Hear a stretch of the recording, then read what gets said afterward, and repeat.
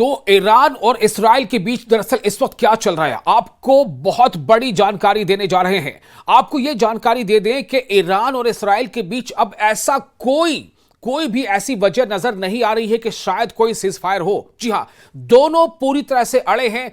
इस्राएल लगातार जब उसे मौका मिल रहा है वो तेहरान पर बम बरसा रहा है, वहीं दूसरी तरफ ईरान भी जो है इस्राएल की राजधानी तेल अवीव पर लगातार हमले कर रहा है। और तेल अवीव का तो नजारा ऐसा हो गया है, तेल अवीव जो इस्राएल की राजधानी है उसका एक बड़ा हिस्सा खंडहर में तब्दील हो गया। लेकिन इस बीच आपको बता दें कि जो खबरें इस वक्त आ रही हैं उसके मुताबिक ईरान के शहर तेहरान पर कई धमाके सुने गए हैं। यहां तक कि एक मीडिया हाउस पर भी, जी हां, यहां तक कि एक मीडिया हाउस पर भी, ईरान के एक मीडिया हाउस पर भी तेहरान में इजराइल की तरफ से बमबारी की गई है। ये रिपोर्ट्स अभी आ रही हैं। और बमबारी इस तरह से की गई कि उस वक्त वो जो मीडिया हाउस है, जो लगातार उस पर कौन होता है, सहाफी होते हैं, जर्नलिस्ट होते हैं, उस पर बमबारी की गई है। क्या ऐसा आमतौर से होता है कि किसी इस तरह के जंग के शुरुआती दौरान में कोई देश दूसरे देश के मीडिया हाउस को निशाना बनाए? ये क्या माना जाए, लेकिन आपको बता रहे हैं, ये जानकारी आपको दे रहे हैं कि किस तरह से इसे निशाना बनाया गया है। एक्सप्लोजन्स हर्ड अराउंड तेहरान के आसपास धमाके सुने गए हैं। वहीं दूसरी तरफ खबर यह भी आ रही है कि ईरान की तरफ से भी यह बिल्कुल तय कर लिया गया है कि वो कदम पीछे नहीं हटाएगा। जिस तरह से आपको याद होगा कि इस्राएल के जो नेतन्याहू हैं, बेन्यामिन नेतन्याहू, उन्होंने एक एड्रेस में ईरानी अवाम को एड्रेस करते हुए कहा था कि हमें ईरानी अवाम से कोई परेशानी नहीं है, लेकिन जो रिजीम है, जो आपकी क़यादत है, वो आपको गुमराह कर रही है, आप उसे बदलने की कोशिश करें। ये एक तरह से बात कहने की कोशिश थी। लेकिन और साथ ही साथ भी कहा था कि तेहरान में जो हम टारगेट कर रहे हैं लगातार, तो वो लोग जो चाहते हैं खुद को हिफाजत में रहना, वो अपने लिए सेफ जगह ढूंढ ले। वहीं दूसरी तरफ इसका जवाबी जो हमला है, ज़बानी हमला, वो ईरान की तरफ से किया गया है। ईरान ने खुले तौर पर धमकी दे दी है कि तेल अवीव को खाली कर दिया जाए। जी हां, ईरान की तरफ से भी धमकी आई है कि तेल अवीव को खाली कर दो, यानी तेल अवीव में कोई भी अगर रहेगा तो वो महफूज नहीं रहेगा। ये ईरान की तरफ से कहा गया है। ईरान के जो फौजी क़यादत जो है, फौजी क़यादत जो लोग कर रहे हैं, उनके तरफ से बयान जारी किया गया है कि जो तेल अवीव को खाली कर दिया जाए वरना इसका नुकसान होगा। और ये किसने इशू किया है ये बयान? IRGC यानी Iranian Islamic Republican guard corps, IRGC, जिसे पासदारान इनकलाब भी कहा जाता है। तो IRGC ने ये इशू किया है टिट फॉर टैट, यानी अगर इस्राएल की तरफ से ये कॉल दी जा रही है कि तेहरान को खाली कर दो, तो वहीं दूसरी तरफ से ये IRGC यानी इस्लामिक रिपब्लिकन गार्ड कॉर्प्स की तरफ से भी ये कॉल दी जा रही है कि टिट फॉर टैट, जैसे को तैसा, वो ये कॉल दे रहा है, वो इंतबाह दे रहा है कि तेल अवीव को खाली कर दो। और जो सबसे बड़ी खबर इस वक्त अभी आपको मैंने बताया कि ईरान के एक मीडिया हाउस पर, यानी तेहरान के एक मीडिया हाउस पर बमबारी की गई है। और नज़ारा कुछ इस तरह का भी था कि एक जो न्यूज़ जो नशर कर रही थी खातून, वो नशर करते करते बिल्कुल, मतलब जब उसको ऐसा लगा कि हमला हुआ है, बिल्डिंग पे जो है हमला हो गया है, तो उसके बाद वो खातून जो है वो ब्रॉडकास्टर वहाँ से उठती है और वहाँ से बिल्कुल सीधे जो है वो बाहर निकल आती है। बिल्कुल उसके चेहरे पर कोई बहुत ज़्यादा घबराहट की ऐसी कोई झलक देखी नहीं जाती। तो ये इस वक्त की जानकारी आपको दे रहे हैं। साथ ही साथ ये भी है कि एक IAEA international atomic energy agency, इसने एक बहुत बड़ी फिक्र की बात कही है। वो ये है कि IAEA ने इंतबाह दिया है, एक तरह से वार्निंग दे दी है, चेताया है, अलर्ट कर दिया है। IAEA warns of possible contamination at Iran nuclear site. Iran की जो न्यूक्लियर साइट है उसके आसपास कुछ इस तरह के कंटामिनेशन हो सकते हैं, कुछ इस तरह की मतलब उसको आप यूं समझ लें कि कुछ ऐसी चीजें, कुछ ऐसी गैसेस या कुछ इस तरह का इखराज हो सकता है जो इंसानियत के लिए नुकसानदेह हो। ये बहुत बड़ी खबर इस वक्त आपको दे रहे हैं। और इसीलिए बार बार ये माना जा रहा था कि क्या इस्राइल ने जो हमला किया उसने कहीं ना कहीं एक बहुत बड़ी चूक कर दी। क्योंकि अगर ये एक चूक है, इस्राइल ने जिस तरह से इस्फहान में निशाना बनाया था और नतांज में निशाना बनाया था ईरान के न्यूक्लियर साइट्स को, जहां पर ईरान न्यूक्लियर तजुर्बे या जौहरी अफजूदगी का जो सेंटर है, हालांकि ये माना जा रहा है कि वो जो जमीनी सतह है उससे काफी अंदर है, यानी कि तकरीबन 600-500 से ज्यादा फीट की गहराई में वो तमाम सेंटर है। बहुत मुश्किल है किसी भी देश के लिए कि वो वहां तक असर करे। ये माना जाता है कि सिर्फ अमेरिका के पास इस तरह के कुछ बॉम्ब्स हैं जो सीधे वहां तक असर कर सकते हैं, लेकिन जो इसराइल ने उसको हिट किया था तो उसके बाद ये माना जा रहा था कि क्या अब जब ईरान भी कुछ ऐसे कदम उठा सकता है, क्योंकि ये इसराइल के बकौल इसराइल ये बात कर रहे हैं। इसराइल ये मानता है कि ईरान जो है वो जौहरी हथियार बनाने के बहुत करीब है। इसका मतलब है कि इसराइल के मुताबिक ही ईरान के पास कहीं ना कहीं वो ताकत है, जैसा इसराइल मानता है।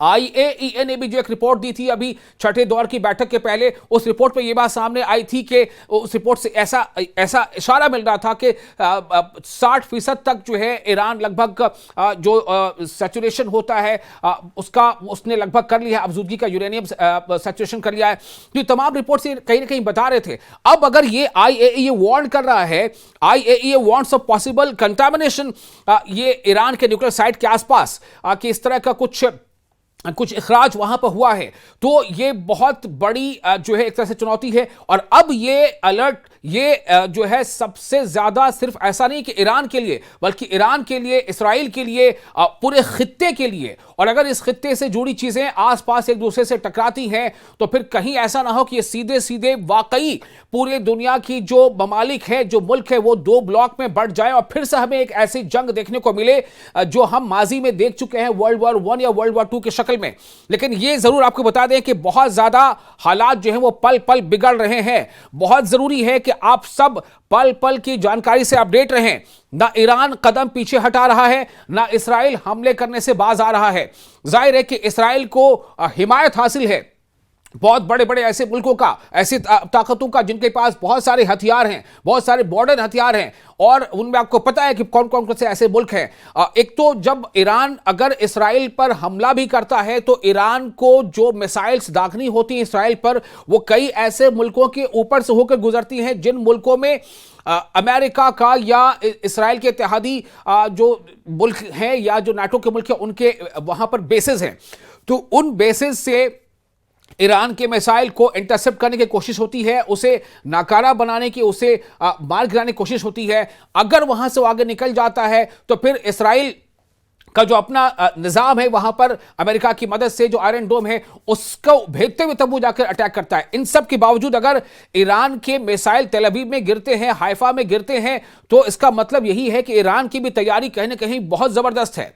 अब देखिए बहुत सारी ऐसी खबरें आ रही हैं, ये तमाम खबरें ऐसी हैं जो अभी ये हम कह सकते हैं कि ये इन खबरों की सदाकत पे भी सवाल है, पुष्ट नहीं है। खबरें यही आ रही हैं कि इसराइल की मदद दरपर्दा जर्मनी भी कर रहा है, इसराइल की मदद दरपर्दा ब्रिटेन भी कर रहा है, इसराइल की मदद फ्रांस भी कर रहा है, या करने की का ज़हन बना रहा है, या उसको सपोर्ट कर रहा है। इसराइल की मदद अमेरिका भी कर रहा है। ईरान के साथ कौन है? ईरान के साथ ऐसी खबर आई है, अभी इसके बारे में मैं तस्दीक नहीं कर सकता कि यह तस्दीक शुदा खबर है, लेकिन ऐसी खबर आई है कि चाइना ने ईरान की मदद दरपर्दा शुरू कर दी है। ये भी बातें सामने आ रही हैं कि रशिया भी कहीं ना कहीं ईरान की मदद कर रहा है, लेकिन इसके बारे में अभी कोई फिजिकल इसका एविडेंस सामने नहीं आया है। लेकिन इस सब के बीच अगर ईरान की तरफ से ये बात कही जाती है कि हम 300 दिनों तक लड़ने का मादा रखते हैं या हम लड़ेंगे, क्योंकि आपको याद होगा जो अली खामनेई जो स्पिरिचुअल लीडर हैं ईरान के, उनका यह स्टेटमेंट आया था कि जंग हमने नहीं शुरू की।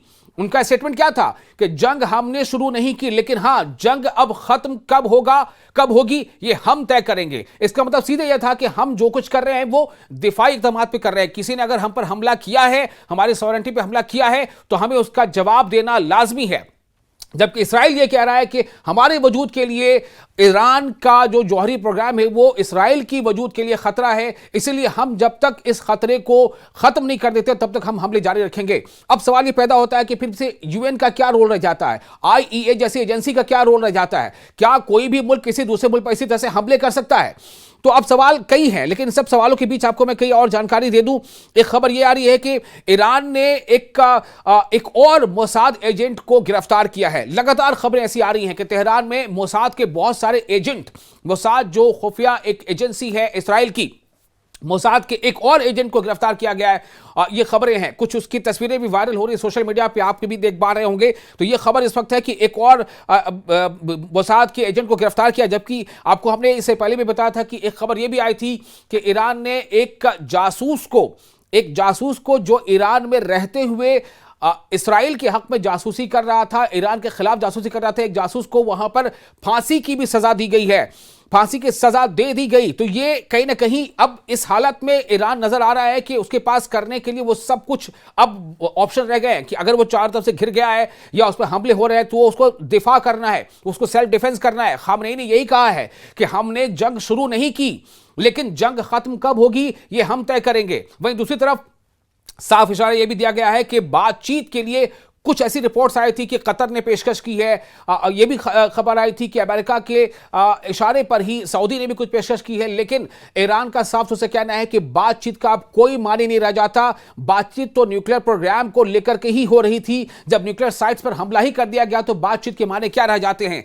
तो इस सब के बाद यह बात सामने आ रही है कि अगर ईरान इतनी ताकत के साथ और इतनी एडमेंसी के साथ खड़ा है, ईरान तो क्या है, ऐसी कौन सी ताकत है, ऐसा क्या है ईरान के पास, ऐसे किन देशों का साथ मिल गया है, ऐसे किन देशों से उन्हें हथियार मिल गए हैं, क्या ऐसा सचमुच है? आखिर ईरान इतनी मजबूती के साथ किस बुनियाद पर खड़ा है? आपको याद होगा एक बहुत ये जो एक जुमला है जो उन्होंने कहा था अपने खिताब में अली खामेनी ने, कि जिसने जैसा उनका कहना है, हम जानते हैं कि ईरान जो है कि इस्लामिक रिपब्लिक है, तो उनका स्टेटमेंट था कि हमने अल्लाह के सामने सजदा कर दिया तो फिर हमारे सामने अब कोई सुपर पावर नहीं। लेकिन लोगों के जहन में सवाल आता है कि आखिर ईरान के पास ऐसा क्या है, क्या कुछ बड़ा होने वाला है?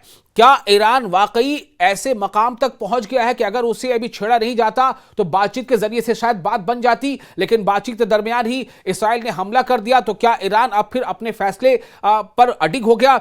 और एक बात यह भी सामने आ रही है कि अली खामनेई जो है उन्होंने ये कहा था कि हम जो एटम बम है वो हम नहीं बनाएंगे, ये कहीं ना कहीं हमारे जो प्रिंसिपल्स हैं, जो इस्लाम का जो एक उसूल है उसके खिलाफ हो जाएगा। लेकिन अब ये खबर सामने आ रही है कि उन पर खुद ईरान के जो एमपीज हैं उनका एक तरह से दबाव है, वो अपील कर रहे हैं कि आप हमें जो है ये अब हमें इससे आप अलग कीजिए। आपने कहा था कि हराम है, ये नहीं होना चाहिए, लेकिन आप अपने वो जो फतवा था उसको बदलिए, क्योंकि अगर ऐसा नहीं होगा तो देखिए दुश्मन हमारे कहां तक पहुंच चुका है। ऐसी कई चीजें सामने आ रही हैं। इसको लेकर यह समझा जा रहा है कि कुछ ना कुछ ऐसा बड़ा आने वाले वक्त में हो सकता है।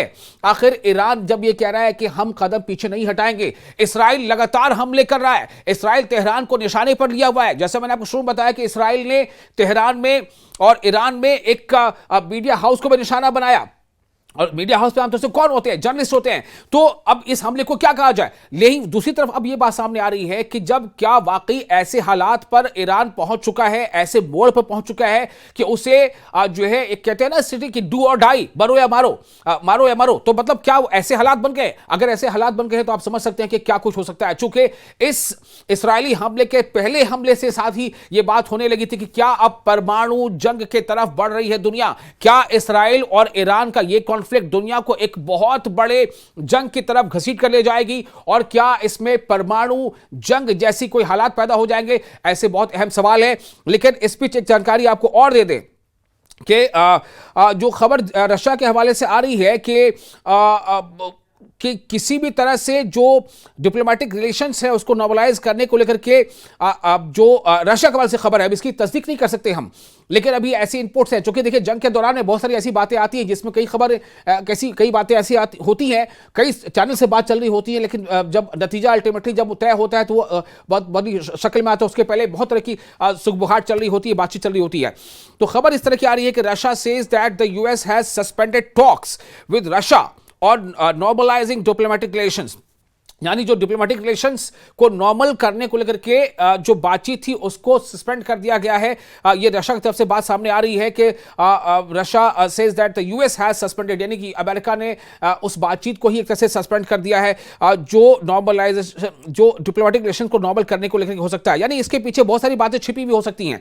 अगर ये बात है तो इसका मतलब ये है कि बहुत जल्द कहीं ना कहीं इस जंग में पूरी तरह से अमेरिका भी शायद सामने आ जाए, और फ्रांस फ्रांस और जर्मनी, ब्रिटेन भी आ जाए, अगर ऐसा होता है तो क्या वाकई ईरान के भी हलीफ जमातें जो लोग ईरान के हिमायत का दावा करती रही, क्या वो भी खुलकर सामने आ जाएंगी? और अगर ऐसे चूंकि नॉर्थ कोरिया को लेकर के भी इस तरह की खबरें चल रही हैं कि किम जोंग ने भी जो है वो ये कहा है कि ईरान पर जो हमले हुए हैं वो सही नहीं है।